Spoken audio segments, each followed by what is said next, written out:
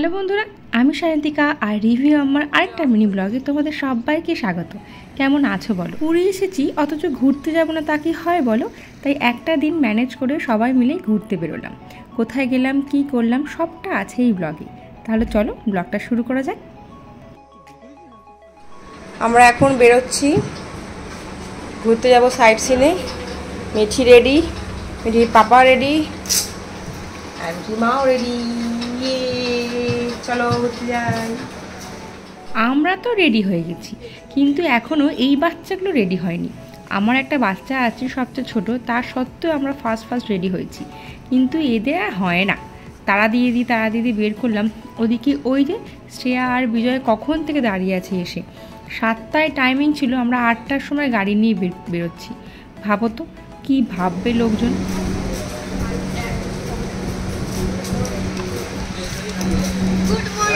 আর good morning. 1 ঘন্টা ঘুমোতে পারতাম, কারণ কালকে আমরা প্রচুর নেট তোর একটা লিমিট থাকে তো। গাড়ির ড্রাইভারও অন টাইম চলে এসছে, আমরাই যা লেট করেছি। আসলে এতজন লোক তো একটু ওর প্রবলেম হয়, কি আর করা যাবে। যাই হোক, গাড়ি তো দেখছো এটা আমাদের গাড়ি, আর সবাই মিলে অ্যাডজাস্ট করে বসছি। এর সামনে ও পেছনে 9 জনের সিট আছে, একজন এক্সট্রাই নেওয়া আছে, সেখানে ব্যাগ ট্যাগ রাখা যাবে বা একটু পাটা ছড়িয়ে বসা যাবে বলে। আমরা এখন চলতে শুরু করে দিয়েছি। মেরিন ড্রাইভ দিয়ে আমরা যাচ্ছি হচ্ছে বৃন্দাবনের দিকে। বৃন্দাবন বলতে তোমরা মথুরা বৃন্দাবন ভেবো না। পুরীতে একটা নতুন বৃন্দাবন বলে একটা জায়গা হয়েছে, বৃন্দাবন না, ও একটা নাম আছে, সেটা আমি যখন তোমাদের ওখানে যাব তখন দেখাবো। এইটা নতুন হয়েছে কেন বলছি, আমি প্রায় 6 বছর পর পুরী গেলাম, তো এই 6 বছরের মধ্যে এটা হয়েছে। আমি যখন আগেরবার পুরী এসেছিলাম তখন এই জিনিসটা হয়নি বা দেখিও নি, হলে তো নিশ্চয়ই দেখতে পেতাম আমরা। এইটা হচ্ছে মহাভারতের সমস্ত গল্প নিয়ে একটা অতি সুন্দর তীর্থস্থান। এখানে রাধাকৃষ্ণ দেব থেকে শুরু করে সমস্ত দেবদেবীর মূর্তি আছে, সেগুলো পুজো হয়, সেই ব্যাপারটা ওখানে আছে। তো এই গল্পটা আমি সঠিক জানি না, তাই তোমাদেরকে বলতে পারবো না। কিন্তু রাস্তাটা হচ্ছে এটা গ্রামের ভেতর দিয়ে, দেখতেই পাচ্ছ চারদিকেই, এই রাস্তাটা এখনও তোমার এতটা শক্তপোক্ত হয়নি, ওই ধুলো উড়িয়ে আমাদের যেতে হচ্ছে। আর চারদিকে প্রচুর বাংলো বাড়িগুলো আছে। এই হচ্ছে সেই জায়গাটা। চলো গাড়ি থেকে নেমে তোমাদের দেখাই। শ্রী গৌর বিহার আশ্রম পুরী, এটাকে লোকালদের ভাষায় বলা হয় ও বৃন্দাবনে যাবেন, এখান দিয়ে চলে যান। আমাদের হোটেলেও অনেকে আমাদের বলেছে বৃন্দাবনটা দেখে এসছেন, যান দেখে আসুন, বাচ্চার ভাল লাগবে, অনেক কিছু দেখার জিনিসপত্র আছে। তো এই হচ্ছে নো এন্ট্রি সাইট। এখানে ঢুকতে গেলে 10 টাকা করে টিকিট কাটতে হয়, তো আমরা 10 টাকা করে টিকিট কেটেই ঢুকেছিলাম। প্রথমে আমি বলেছি আমরা 12 জন মেম্বার আছি, যেহেতু 12 করেই আমরা আসছি সবাই মিলে, 6টা কাপল আমরা।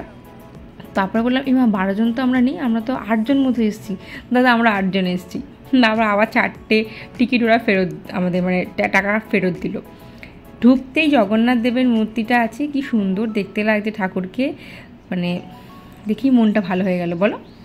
অনেকটা বড় জায়গা জুড়ে অনেক কিছু আছে, অনেক কিছু রামায়ণ, মহাভারত, পুরাণ, সমস্ত কিছু নিয়ে যেগুলো আর কি উল্লেখ্য বিষয়, সেই উল্লেখ্য বিষয়গুলো এখানে সুন্দর করে ওরা মূর্তিতে প্রতিস্থাপন করেছে। এখানে একটা মন্দির আছে যেটা 2 সাইড দিয়েই খোলা আছে। তো চলো আগে মন্দিরটা দর্শন করাই তোমাদেরকে। মন্দিরটা দেখো, চারদিকগুলো কি সুন্দর করে হাতের মাধ্যমে করেছে, কারুকার্যগুলো সুন্দর করে ডিজাইন এঁকেছে, কলকাগুলো নিজের হাতে আঁকা। আর এই হচ্ছে মূর্তিটা, রাধাকৃষ্ণের মূর্তি। যতটা আমি দেখতে পাচ্ছি, আমি ঠিক করে দেখিনি ভেতরটা, আমি শুধু ধারগুলো দেখতে পাচ্ছি, কাজগুলো। আমার এই কাজগুলো দেখতেই মাথাটা খারাপ করে যাচ্ছে। চারিদিকে প্রচুর মূর্তির ছড়াছড়ি, অর্ধেক মূর্তির নামও আমি জানি না, কিছু মূর্তির নাম জানি, কিছু বলছে, কিছু ও বলছে শুনছি। হ্যাঁ, এখানে কোনো ট্যুর গাইড নেই যে তারা আমাদেরকে গাইড করবে, কিছু দেখাবে। এই মূর্তিটাই কি ভেতরে দেখলাম, কি জানি না। ওপরটাও দেখো কি সুন্দর কাজ করা, আর গৌর বিহার আশ্রমের একটা সুন্দর নেম প্লেট এখানে দেওয়া আছে। তো চলো ওই দিকটা গিয়ে দেখি কি আছে। এই জায়গাটা পুরোটাই সুদীপ ক্যাপচার করেছে, খুব সুন্দর করেও নিয়েছে। আমরা ছবি তুলতে ব্যস্ত ছিলাম যে যার মতো, এই সাথে ও দাঁড়িয়ে ছবি তুলছি, ওর সাথে সে দাঁড়িয়ে ছবি তুলছি। এবার এই দিক দিয়ে গেলেও অনেকটা জায়গা আছে, আমরা ওদিকটা যাইনি, আমরা এই সাইড দিয়ে যাচ্ছি। লক্ষ্মী দেবীর মূর্তি, সরস্বতীর মূর্তি, তারপরে অনেক কিছু মূর্তি, চলো তোমায় দেখাচ্ছি। তোমরা অবাক হয়ে যাবে যে এত সুন্দর এখানে জায়গাটা, অনেকটা জায়গা জুড়ে করা। আর শুধুমাত্র মূর্তি আছে তা নয় কিন্তু, মানে অনেক জ্যান্ত জিনিসও আছে। হ্যাঁ, এক এক করে সব দেখতে পাবে। এই দেখো এখানে একটা ময়ূরের মূর্তি আছে, আর এটা লক্ষ্মীর একটা মূর্তি আছে এখানে। এই জায়গাটা না পুরীর মেরিন ড্রাইভ থেকে অনেকটাই দূরে এবং একটু গ্রাম্য পরিবেশের মধ্যে। তুমি চারধারে এলে বুঝতে পারবে যে গরু পরু সব ভর্তি এখানে, মানে একটা গ্রামের মধ্যে জিনিসটা করা হয়েছে। এই দেখো শ্রী চৈতন্যদেব, কি বিশাল বড় মূর্তিটা গো, আমার দেখে খুব ভয় লাগছিল, বাবারে বাবা। আর এই যে চারধারে দেখো কিভাবে শ্রী চৈতন্যদেবকে মানে হত্যা করা হয়েছিল বা তিনি মারা গেছিলেন সেই ঘটনাগুলো, তারপরে অনেক ছোট ছোট অনেক রকম ঘটনা এই দেয়ালে চারদিকে লেখা আছে।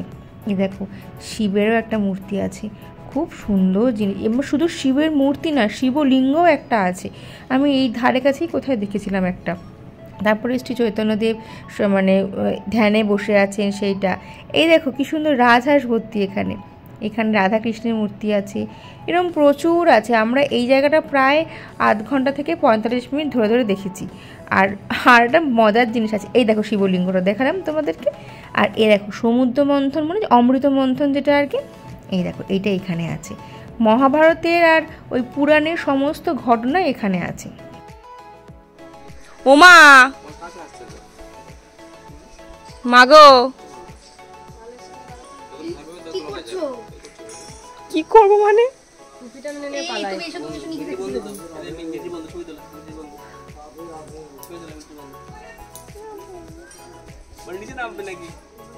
দেবে না, এক থাওড়া নিচে নামা বেরিয়ে যাবে।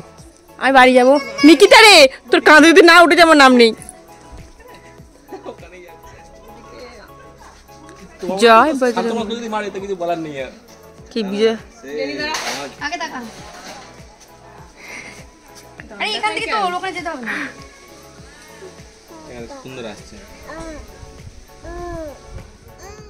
ওই যে হনুমানটা দেখলে, ওই হনুমানটা একটা গল্প আছে। হনুমানটা হঠাৎ করে একটা হলুদ পাঞ্জাবিওয়ালা বয়স্ক লোককে ওর পাঞ্জাবি ধরে টানাটানি করছিল, জানি না উনি কী করেছেন, কিন্তু এমন খোঁচে গেছিল হনুমানটা, আটটিও হলো ওনার থাপ্পড় মেরে লোকটার গাল ফাটিয়ে দিত। কী যে খোঁচে গেছে, আমরা ভয়চট তাদের ওখান দিয়ে বেরিয়ে এসেছি। এই দেখছো এই রাস্তাটা হচ্ছে একদম গ্রামের মধ্যে দিয়ে, আমাদের সেই পাড়া রাস্তাগুলো হয় না, সেই পাড়া রাস্তার মতো। এখান থেকেই আমরা ওই তোমার হাইওয়েতে উঠবো, ভুবনেশ্বর হাইওয়েতে, ওখান থেকে সোজা নন্দনকানন। তাহলে নেক্সট ডেস্টিনেশন আমাদের নন্দনকানন। নন্দনকাননটা যেতেই হতো, কারণ আমাদের গাড়িতে দুটো বাচ্চা আছে, এক হচ্ছে আমার মেয়ে মিঠি, আর এক হচ্ছে রূপসা। রূপসা নন্দনকানন সেই ছোট্টবেলায় দেখেছে বললো, ভুলে গেছে, ওর জন্য আমরা আবার নন্দনকানন উদ্দেশ্যে যাত্রা করেছি। গ্রামের অলিগলি বাঁক পেরিয়ে অবশেষে আমরা হাইওয়েতে উঠেছি। এই হাইওয়েটা আমি আগেও গেছি, কিন্তু এখন যেন মনে হচ্ছে অনেকটা চওড়া করে দিয়েছে। জানি না আগে কীরকম ছিল, আমার ঠিক খেয়াল পড়ছে না, কিন্তু সত্যি বলছি খুব সুন্দর একটা, মানে কি বলবো, কোনো মানে মসৃণ যাচ্ছে আর কি, গাড়িটা এত স্মুথ যাচ্ছে, গাড়িটা সত্যি খুব ভালো হয়েছে।